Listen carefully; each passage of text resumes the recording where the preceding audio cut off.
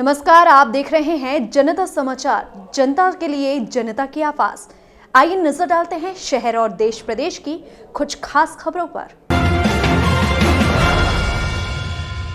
मध्य प्रदेश के कई जिलों में पिछले कई दिनों से लगातार बारिश हो रही है।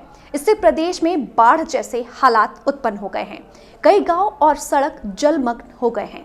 इससे लोगों को घर से बाहर निकलने में परेशानी हो रही है। खासकर रायसेन जिले में निचली बस्तियों में पानी भर गया है। इससे रायसेन का 3 जिलों से संपर्क टूट गया है। वहीं जिले में कई नदी और नाले उफान पर हैं। ऐसे में प्रशासन ने बाढ़ प्रभावितों की मदद करने के लिए सेना से मदद मांगी है। वहीं मुख्यमंत्री शिवराज ने राज्य के बाढ़ के हालातों को लेकर पीएम मोदी से बात की है। बारिश से जिले के कई गांव बाढ़ग्रस्त हो गए हैं। नर्मदा किनारे बसे गांव में हालात बहुत ज्यादा खराब हैं। लगातार बारिश और डैम से पानी छोड़े जाने के कारण नर्मदा बीते 30 सालों के अपने सबसे ज्यादा जल स्तर 275 मीटर पर पहुंच गया है। नर्मदा के उफान पर होने से गोला, छिपानेर, गोंदागांव, गंगेश्वरी, शमशाबाद, हंडिया और गोयत सहित कई गांवों में बाढ़ का पानी घुस गया है। वहीं सैकड़ों घर जलमग्न हो गए हैं।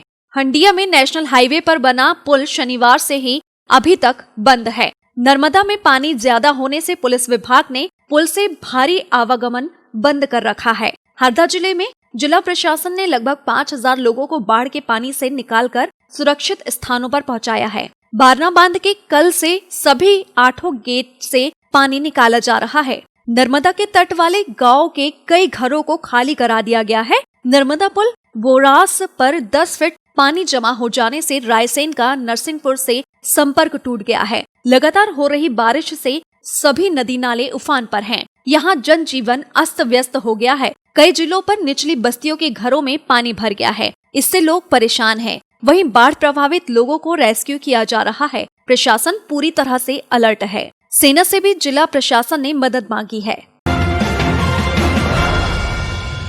बिहार की राजधानी पटना में रविवार को एएनएम नर्सिंग की महिलाओं ने नियुक्ति की मांग को लेकर राज्य सरकार के खिलाफ स्वास्थ्य मंत्री मंगल पांडेय के आवास के बाहर विरोध प्रदर्शन किया और अपनी मांगों के समर्थन में नारेबाजी की।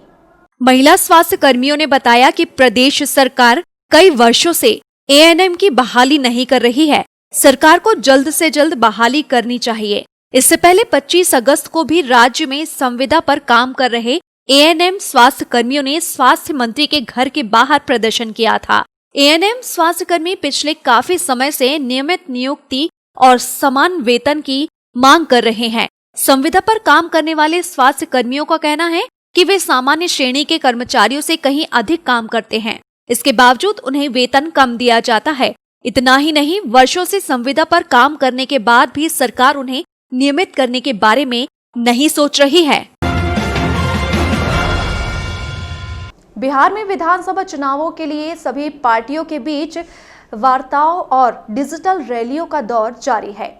भाजपा अध्यक्ष जेपी नड्डा ने शनिवार को बिहार के पार्टी सांसदों के साथ बैठक कर आगामी विधानसभा चुनाव के मद्देनजर तैयारियों और रणनीतियों को लेकर मंथन किया और उन्हें सितंबर महीने में 60 ग्राम पंचायतों का दौरा करने का निर्देश दिया।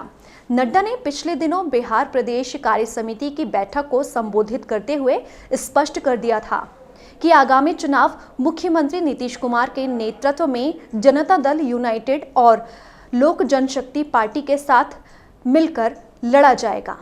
सूत्रों से प्राप्त जानकारी के मुताबिक नड्डा ने बिहार के सभी सांसदों को पूरे सितंबर महीने में अपने संसदीय क्षेत्र से 2 ग्राम पंचायतों का प्रत्येक दिन दौरा करने का निर्देश दिया है। सांसदों को इस दौरान न सिर्फ पार्टी कार्यकर्ताओं के साथ बैठक कर चुनावी तैयारियों में जुटना है, बल्कि मतदाताओं और प्रबुद्ध नागरिकों को केंद्र व राज्य सरकार की उपलब्धियों से अवगत भी कराना है। कोरोना वायरस महामारी के बीच पार्टी लगातार चुनावी तैयारियों में लगी हुई है। यह पहला मौका था जब नड्डा ने सांसदों की प्रत्यक्ष मौजूदगी में पार्टी मुख्यालय में बैठक की। सांसदों के अलावा भाजपा महासचिव व बिहार के प्रभारी भूपेंद्र यादव भी बैठक में शामिल रहे। नड्डा ने सांसदों को संबोधित करते हुए कहा कि उन्हें न सिर्फ भाजपा बल्कि सहयोगी दलों के उम्मीदवारों की जीत सुनिश्चित करने के लिए भी मेहनत करनी है।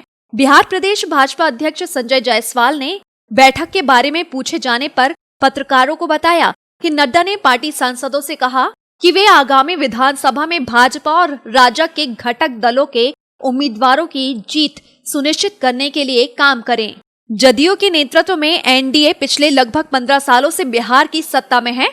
लोजपा भी इसका एक घटक दल है। पिछले लोकसभा चुनाव में बिहार की 40 लोकसभा सीटों में से 39 पर एनडीए ने कब्जा किया था। बिहार चुनाव से पहले नीतीश कुमार एक के बाद एक बड़े फैसले ले रहे हैं। नीतीश सरकार ने शनिवार को शिक्षकों की वेतन में वृद्धि करने का फैसला किया। इसके तहत बिहार शिक्षा विभाग ने पंचायती राज और शहरी स्थानीय निकायों के शिक्षण संस्थानों में कार्यरत शिक्षकों और पुस्तकालय अध्यक्षों के वेतन में 15% की बढ़ोतरी की घोषणा की है। हालांकि यह वृद्धि अप्रैल 2021 से शुरू होने वाले सत्र में लागू होगी। गौरतलब है कि कुछ दिन पहले ही पंचायती राज के अंतर्गत आने वाली शिक्षण संस्थाओं और नगर निकायों के शिक्षकों के लिए नई सेवा शर्त नियमावली को राज्य मंत्रिमंडल की मंजूरी दी गई है। इसके अनुसार 3 लाख से अधिक शिक्षकों को कर्मचारी भविष्य निधि का लाभ सितंबर 2020 से दिया जाएगा। वहीं अब सरकार के फैसले के बाद इन शिक्षकों के मूल वेतन में 15% की वृद्धि भी होगी, जिसका लाभ इन्हें 1 अप्रैल 2021 से मिल पाएगा।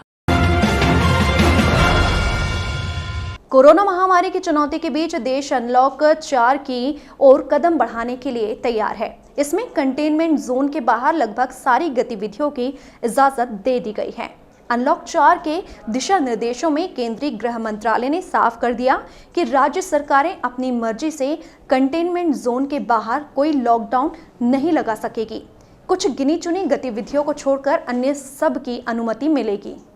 मंत्रालय ने यह भी स्पष्ट किया है कि राज्यों के भीतर या बाहर आवाजाही पर कोई रोक नहीं होगी, ना ही राज्य इसके लिए अलग से कोई पास जारी कर सकेंगे। दिशा निर्देशों में कहा गया है कि 22 मार्च से बंद चल रही मेट्रो का परिचालन शुरू करने के लिए शहरी विकास और रेल मंत्रालय नई मानक परिचालन प्रक्रिया जारी करेंगे। वैसे तो सभी स्कूल, कॉलेज, कोचिंग संस्थानों को खोलने की इजाजत नहीं मिली है, लेकिन मार्च से बंद पड़े स्कूलों और उच्च शिक्षण संस्थानों में पहली बार हलचल शुरू होगी। बिहार में कोरोना महामारी से न्यायिक व्यवस्था चरमरा गई है। मुकदमों की सुनवाई तो दूर, जो मामले दाखिल किए गए हैं उनके नंबर तक नहीं मिल पा रहे हैं। सवाल यह है कि जब मुकदमे सूचीबद्ध नहीं होंगे तब तक कैसे होगी सुनवाई। यहाँ तक कि अग्रिम और नियमित जमानत तक की सुनवाई कछुए की गति से हो रही है। केस फाइलिंग की नई व्यवस्था का तो ये आलम है कि जिन्होंने ई फाइलिंग और जीमेल पटना के द्वारा जून और जुलाई में मामले दर्ज किए हैं, उनके मुकदमे सूचीबद्ध तक नहीं हो पा रहे हैं। इससे वकील और पीड़ित पक्ष बुरी तरह से प्रभावित हो गए हैं। वहीं पटना हाई कोर्ट की बात करें तो कोरोना काल में न्यायिक व्यवस्था लगभग ठप पड़ी है। अनेक वकीलों ने शिकायत की है कि उन्होंने बहुत पहले मुकदमे को दायर किया था, लेकिन आज तक उसमें केस नंबर तक नहीं मिल पाया है। हाल यह है कि याचिकाकर्ता यह समझते हैं कि उनके मुकदमे को वकील ने हाई कोर्ट में दायर ही नहीं किया है। वर्चुअल केस के मामले की सुनवाई का हाल यह है कि कोई भी न्यायाधीश 10 से 15 मामलों तक की सुनवाई नहीं कर पाते हैं। हालांकि सूचीबद्ध मामलों की संख्या काफी अधिक रहती है। जम्मू कश्मीर के पूर्व मुख्यमंत्री फारूक अब्दुल्ला ने कहा कि पाकिस्तान ने हमेशा जम्मू कश्मीर की मुख्यधारा की राजनीतिक पार्टियों का अपमान किया है, लेकिन अब अचानक वह हमें पसंद करने लगे हैं। जम्मू कश्मीर को विशेष दर्जा देने वाले संविधान के अनुच्छेद 370 के अधिकतर प्रावधानों को समाप्त करने के केंद्र के कदम के खिलाफ एकजुट होने वाले 6 राजनीतिक दलों के गुपकर घोषणा पत्र को पाकिस्तान की तरफ से सराहे जाने पर नेशनल कॉन्फ्रेंस के नेता फारूक अब्दुल्ला ने कड़ी प्रतिक्रिया व्यक्त करते हुए कहा कि वे किसी के हाथों की कठपुतली नहीं हैं।